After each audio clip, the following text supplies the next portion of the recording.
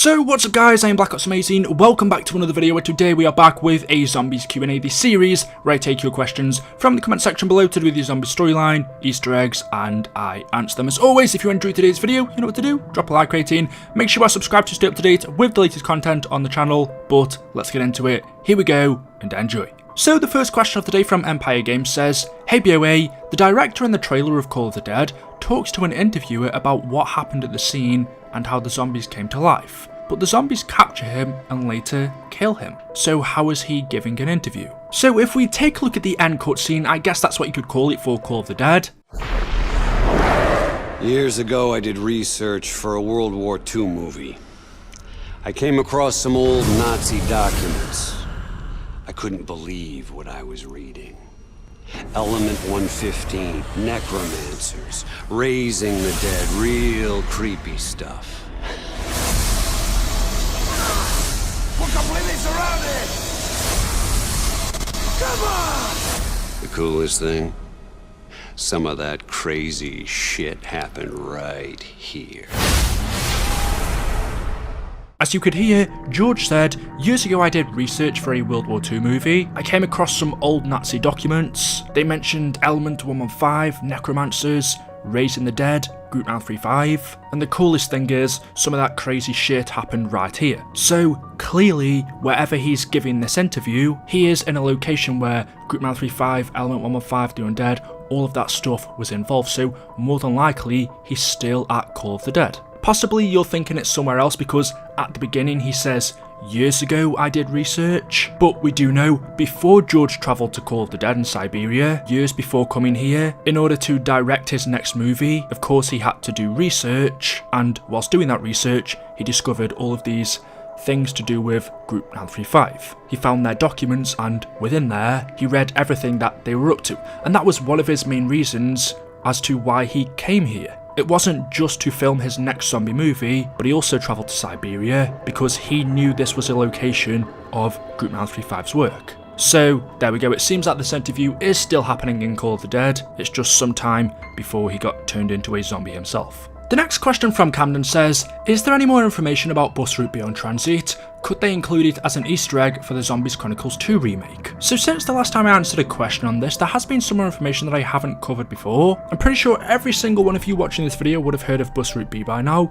The one that the transit bus takes in game is A. However, the first time we ever saw any evidence of Route B existing was in the bus station. On this board right here, you can see we've got Route A and then a number of stops, and then below that we've got Route B. The problem is though, the bus only ever takes Route A. You can see around Transit there are many different roads that are blocked off, whether this is due to debris or lava, parts of the ground rising up. Some roads are inaccessible with vehicles, but you can get there on foot. We don't know the exact direction Bus Route B would have taken, but it did exist. Now showing you something you wouldn't have seen on my channel before, there is a few different images. I'm just going to show you a couple of them. This is the first one. It's clearly town, but you will notice that it doesn't look like the one in game. There's no lava on the floor. The bus itself isn't going in the same direction it does in game. It's coming from the church area, whereas usually it comes from the bank. The sky is different as well, but these images are apparently from the alpha build of BO2. These seem to be very, very early leaks or concepts of Transit. And over the past few months there have been videos made on YouTube saying that this is Bus Route B, but according to the leakers, it isn't. It's actually from a different layout that Transit was going to have, which explains why the bus is going in a different direction. Another leak to do with this image, this is something I can't confirm myself because I'm not a leaker, but apparently Treyarch's original plan for Transit was for it to have two different routes. Not only that, but two different layouts. We were going to have one version that was pre-moon, before the events of the rockets hitting Earth and destroying everything, and then a second version of Transit which was post-moon, after the rockets destroyed everything. That's the one that we see in game. The Transit that we play is after moon, but we were supposed to get two different versions, and the other one would have been before moon, where everything isn't destroyed. And that's pretty much what we're seeing in this image. The church is intact, the buildings are intact, there's no lava on the ground. This looks to be an image of Transit before moon. before it was destroyed. So yeah, that's something I would love, and if they would ever explore anything like that in its remake for Zombies Chronicles 2, we already know that it's finished. When it's going to be coming, that we don't know, but Tranzit has been remastered, we're just waiting for them to release it. It could be on Black Ops 4 or the next game, BO5 or whatever it's going to be called. So if on the remake they include the version of Tranzit that they originally intended, the one before Moon, before it was destroyed, I think that'd be totally epic. There's only been a couple of instances we've ever seen Tranzit pre-Moon. One of those was on a Black Ops 4 calling card. You can see here, it is daytime, there are people, this was the bus stop when it was working, and also on the postcards, the loading screens for bus depot, town, diner and farm, you can see we have images of the maps before they were destroyed. They're populated, there is people there. What's interesting is on the bus depot one, just behind the actual bus right here, you can see it looks like there are flames coming to devour the town. So this could be the point when the rockets hit Earth. Maybe this is what Treyarch were intending to do. You start off in Tranzit before it's destroyed, and then when you get up to a certain round, kind of similar to Nuketown Zombies, where I think it's you get up to round 25, and because it takes place at the same time as the events on Moon, we see the events unfold down on Nuketown as a result, and the zombies' eye colour changes. So it could be whenever you get up to a certain round on Tranzit, maybe 25 or 30, the rockets from Moon hit the map, destroy everything, and the map completely changes. I would love to see this. Anyway, let me know your thoughts about that one in the comment section below. The next question from Doom Blitz says, BOA, who is controlling the zombies when Maxis and Richtofen were experimenting with corpses by the teleporter? Love your videos. So that's a good question, and one I've never thought about before. We know the first controller of the zombies was Samantha. When she was teleported to the Moon and Derice, she went inside of the MPD, and that is the point when she had control of the zombies. But we know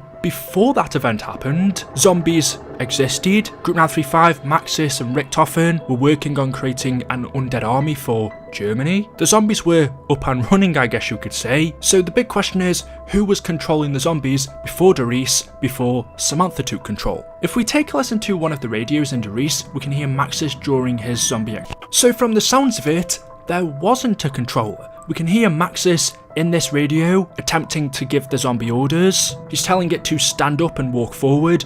It does up to a certain point. That's when it loses control and they end up shooting it. But surely if this zombie had a controller, it wouldn't be listening to the orders that Maxis is giving it. So we can only say before Samantha took control, there wasn't anyone. And that also makes me question, because we have different colour eyes for the zombies, usually representing who is in control, so yellow for Samantha, orange for Maxis, blue for Richtofen, but we also know we have a few other colours, such as red and white. As I've said before, white could be for Avogadro, although that's not 100% confirmed, but we definitely don't know who's controlling the red-eyed zombies, so that makes me wonder, could it be no one? What colour eyes would this zombie in this radio have? We don't know what colour eyes these zombies had before Samantha took control. Could they have been red?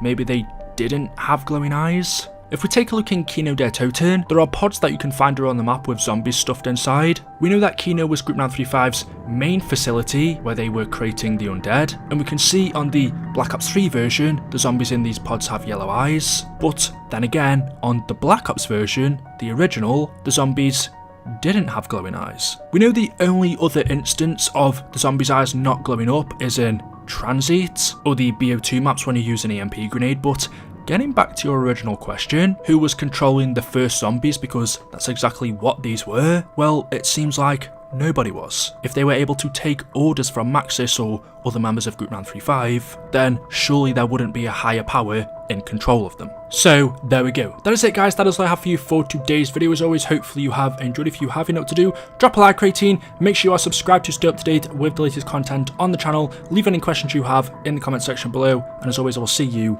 in the next video. Until then, goodbye.